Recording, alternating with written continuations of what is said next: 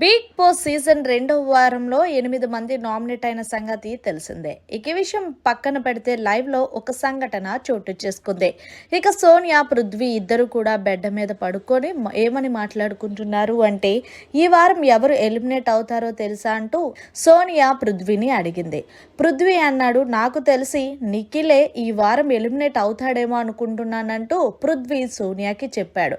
సోనియా, ఎందుకు అలా అనుకుంటున్నావు అంటే, ఈ వారం ఆట అస్సలు కనిపించలేదు, అందులోనూ చాలా డల్గా ఉన్నాడు, ఒక టాస్క్లోనే విన్నర్గా నిలిచాడు, కాబట్టి జనాలు అలాంటి వ్యక్తికి ఎలా సపోర్ట్ చేస్తారు?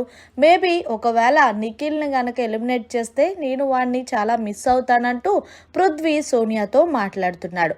ఇక సోనియా, నాకు కూడా అదే అనిపించింది, ఒకవేళ వాడు వెళ్ళిపోతే మనం వాడిని బాగా మిస్ అవుతాం కదా అంటూ సోనియా కూడా నిఖిల్ ఎలిమినేట్ అవుతాడు అని ఫిక్స్ అయిపోయింది. బహుశా ఇందుకేనేమో ఈ అమ్మడు ఎక్కువగా నిఖిల్ బాగా ఆడుతుంటే మధ్యలో దూరి తన ఆటను చెడగొట్టిందనే చెప్పాలి. ఇక ఇది అంటుంది నేను కాదు, బయట జనాలు కూడా కామెంట్స్ వినిపిస్తున్నాయి. పాపం వీళ్ళకి తెలియదు ఏంటి అంటే, నిఖిల్కి ఫ్యాన్ ఫాలోయింగ్ ఎలా ఉన్నదనేది అర్థం కావటం లేదు. బహుశా వీళ్ళు బయటకు వచ్చాక వాళ్ళకే అర్థం అవుతుంది. పృథ్వీయే ఈ వారం ఎలిమినేట్ అవుతాడని మరికొంతమంది కామెంట్స్ చేస్తున్నారు.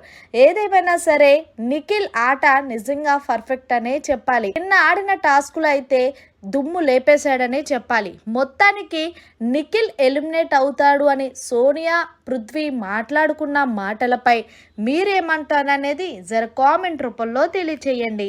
మరిన్ని లేటెస్ట్ అప్డేట్స్ కోసం చూస్తూనే ఉండండి మన ఛానల్.